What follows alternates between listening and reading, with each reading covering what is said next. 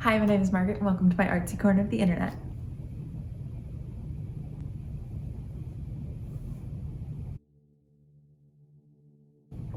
So in the past, I've shown you how to create your own customizable warm-up for dance, and today we're going to talk about creating your own cool down. Did you know that you have to do a cool down? You did? Okay, but you're not doing it. Cool downs are just as important as warm-ups. Please cool down, please. Cooldowns are often neglected, which is really sad because cooldowns are so important and can be so powerful. They can help you reduce soreness, they can help you become more flexible, and they can help you prevent injuries. So after you finish a class or a performance, please do not just stop moving cold turkey. You want to think of a cooldown like a slow decline, like a graph with a negative x. Is x slope? I haven't done math in like 4 years, don't judge me. Think of it this way. You start at a dead sprint, and then you drop down to a run, and then you drop down to a jog, and then you go to walking, and then you go to standing, and then you go to sitting, and then you go to lying down. A nice slow decline. So that means if you just got done doing a really incredibly difficult variation, as much as you just want to flop down on the ground and wallow in your misery, maybe walk back to the dressing rooms first, and then stand around for a little bit, and then sit down. It doesn't seem like a lot, but just keeping your body in motion for that little bit longer will actually help you a lot. The second thing that you want to do is to calm down your heart rate. Take some deep breaths.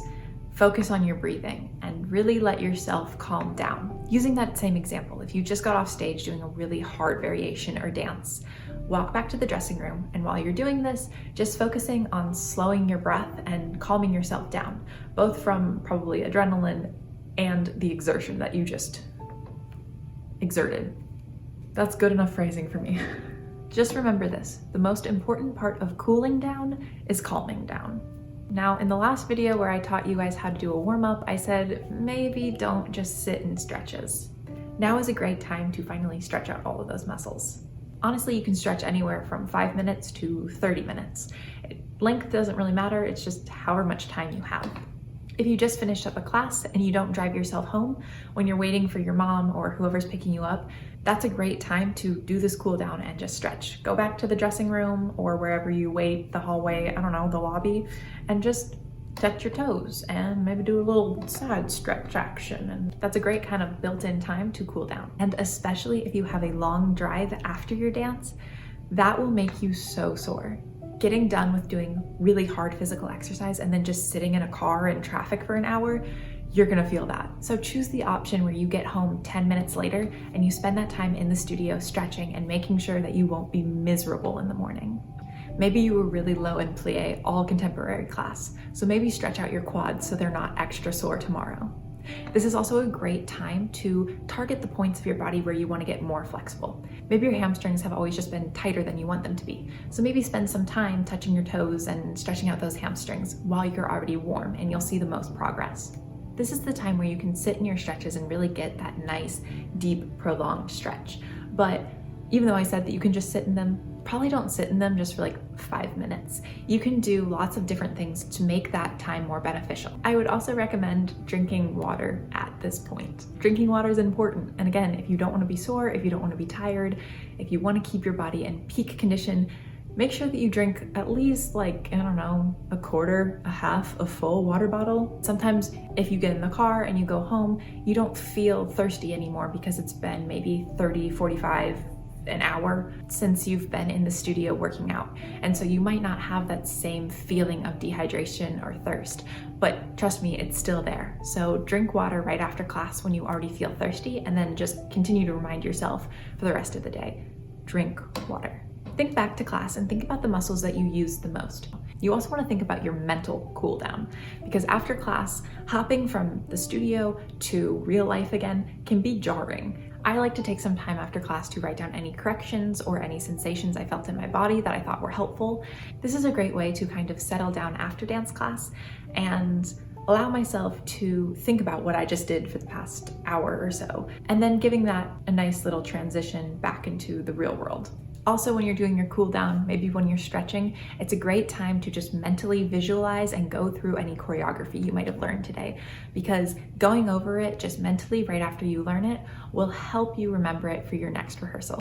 I think it's also good to just kind of have a point where you go, okay, I'm done with dance. Sometimes we talk about this in yoga with Shavasana, which is just lying on the floor. So if you want to do that for your cool down, after you come down, you just want to lie on the floor for a little bit, that's a great idea. And it's sometimes a nice time just to kind of like close the book. Your dance class was the book and you're just closing it. You put the bookmark in, you say, I'll come back to that later, and give yourself some distance from dance. Just acknowledging that you've closed the practice for the day can be really, really helpful, especially when you have a bad class. If you leave class and you feel bad about your performance, maybe you just had an off day, you were falling out of turns, maybe you just felt gross about the way you looked in the mirror or whatever it is, it's always helpful to just take that moment and say, I'm closing the book.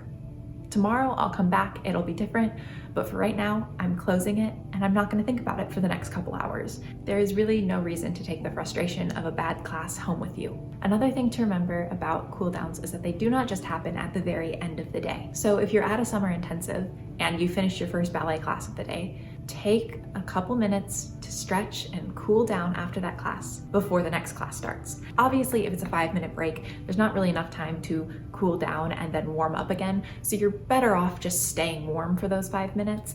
But if you have a 30-minute or an hour lunch break, make sure that you're cooling down before the lunch break and then re-warming up before the classes after that break. I know it sounds like a lot, but trust me, your body will thank you.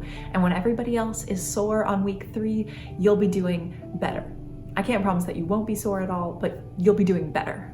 And my final little note is, if you live in a cold climate and you're leaving either a performance or a class, please bundle up. It's the worst to put on sweatshirts and coats when you're all sweaty from dance. But when I'm walking home in the winter, I mean, it's like a 10-minute walk.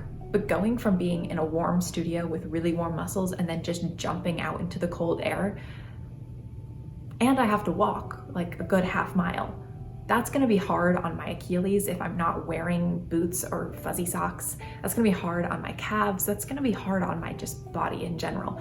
So even though it might be really uncomfortable, make sure that you're bundling up if you live in a cold climate. And those are my tips for creating your own cool down. And if you're interested in dance history or anything dance really, subscribe, like, comment, or don't. It's okay. And I hope to see you guys soon. Bye.